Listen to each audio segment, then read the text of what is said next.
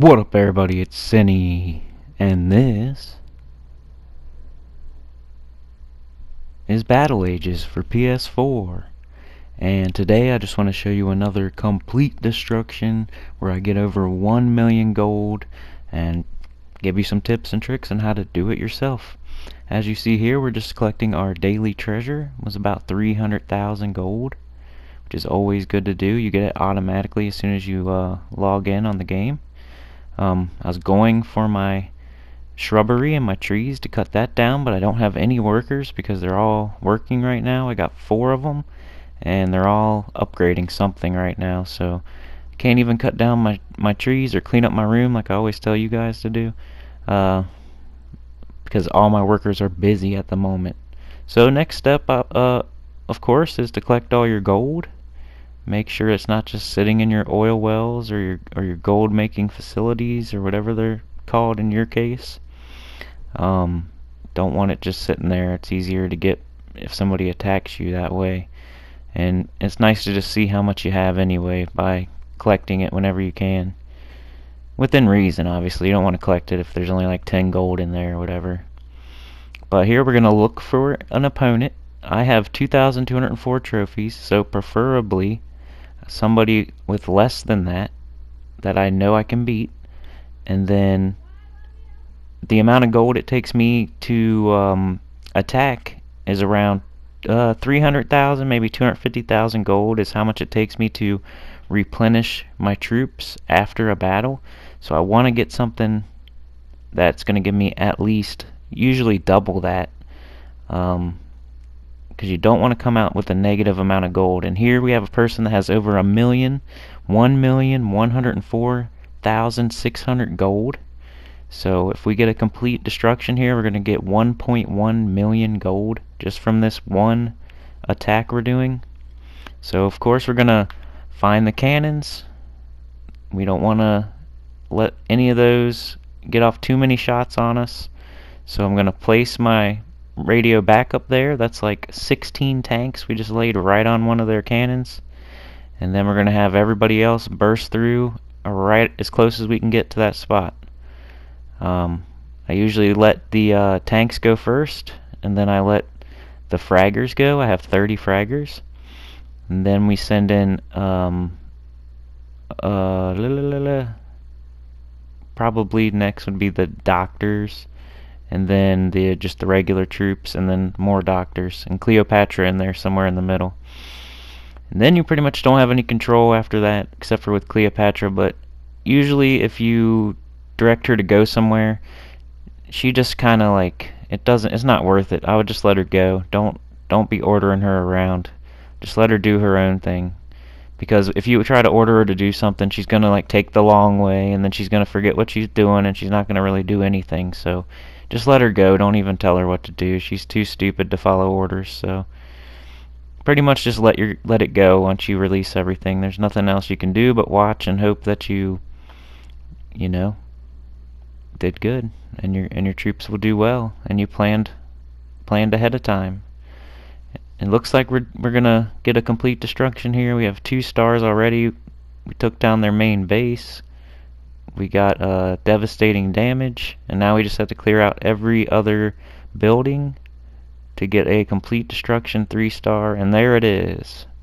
So 1.1 million, 4,600 gold, plus 50,000 more gold because we're in Nobles 1. So that is a total of 1,154,600 gold and 47 trophies. And I used 80 of the normal grunt troop, 30 of the fraggers, 14 tanks, 4 doctors, Cleopatra, and 4 radio backups. So that's, if you want to copy what I'm doing, that's what you're going to do. And that costs, like I said, around about 250,000 to 300,000 gold. So make sure you attack somebody that has at least 400,000 gold, or it's not going to be worth it for you. And here we moved up to Kings 3.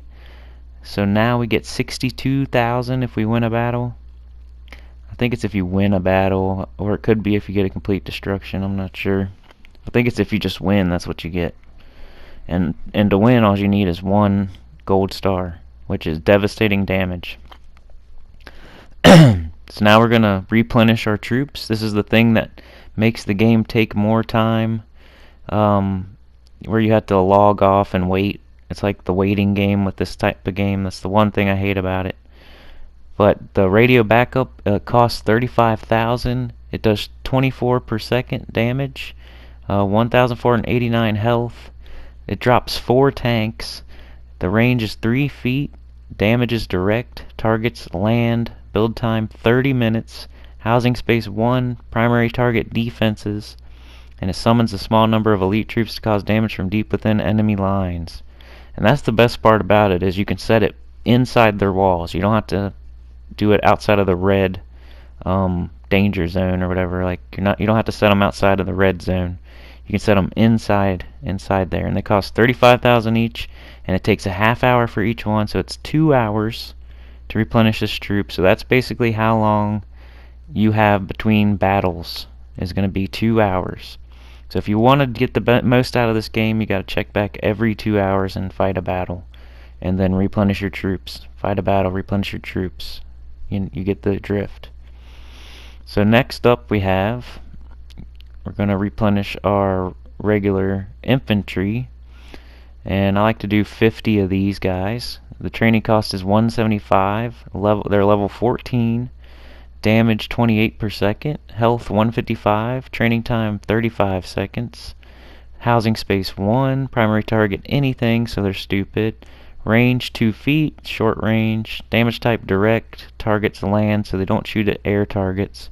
Powerful grunts with domination in their sights, unleash en masse and watch the enemy fall. The good thing about them is they're tough and they're cheap. So you can zerg a whole shit ton of them onto the enemy, and it won't cost you a lot of money, and they're tough, and that's basically it, and they get created fast. So that's going to take 30 minutes, but our siege weapon's already taken 2 hours, so that doesn't matter really. And that was about 5,000 gold, I think, something like that, for those guys in total for 50 of them. Here we're going to make 10 land ships, a level 11, 2,500 for each one. The damage is 24 per second. Health is 1,352. Training time's 5 minutes. Housing space 5, so it takes up 5 spots in your barracks for each one. Primary target defenses. Range 3 feet, damage type direct, targets land. Heavy units who don't take too kindly to being attacked. They focused on enemy defenses during the onslaught. So that's why I've come around to fraggers a little bit. I've added in 30 to my troop list here, my army. It's because they will take out air units, and they have a larger range. But next up, we're going to do 4 doctors, level 5. They heal 66 per second. Training cost 2,500. Health 140. Radius 3 feet. Training time 5 minutes 50 seconds. Housing space take up 5 spots. Providing much needed healing to the frontline soldiers, these troops are invaluable to push through the enemy defenses. And they will heal your tanks and keep them up. And I usually release them in 2s because they heal better when there's 2 of them. And I don't want all 4 in this. I don't want to release all 4 at the same time because they'll just get blown up or something. So I like to release 2 at the beginning, kinda, and then 2 at the end. So they're in different spots, but there's 2 of them together in a pair. And then we'll just fill the rest of this tent out with more infantry, cheap, tough soldiers. We're gonna get 4 more land ships. That's just the front line of our army. We need them. And now we're going to do 30 fraggers. Level 13. Training cost 350. Damage 21 per second. Health 70. Training time 45 seconds. Housing space 1. Primary target anything. Range 4 feet. That's the most range we have on anything that we've created. Damage type direct and targets land and air. Range ballistics give these Masters of War an advantage against walls, but this comes at the cost of lower health. So I was capping on them pretty bad about their health and their damage, but the advantage to these guys is they're 4 feet is their range, so they can hit walls without getting hit, and then they can hit air targets. Infantry and landship cannot do that, and they just have that long range, and they do okay damage. They're not amazing, but they'll be hitting something that can't hit them back, or they will take out air units or walls for you. So you want to have a little, at least a mixture. So that's our army. You saw how I attack. You saw me get 1.1 million, and the only place you can get more gold than that is if you go in the campaigns, and you can only do the campaigns one time, and then they're done. But I showed that video last time, the campaigns. So the only way to keep getting like over 1 million gold is to do the PvP and attack people's settlements. Right here I'm showing everything I'm upgrading at this moment. Upgrading the balloon guns. It was about 2 million to do that. And I was upgrading a couple machine guns.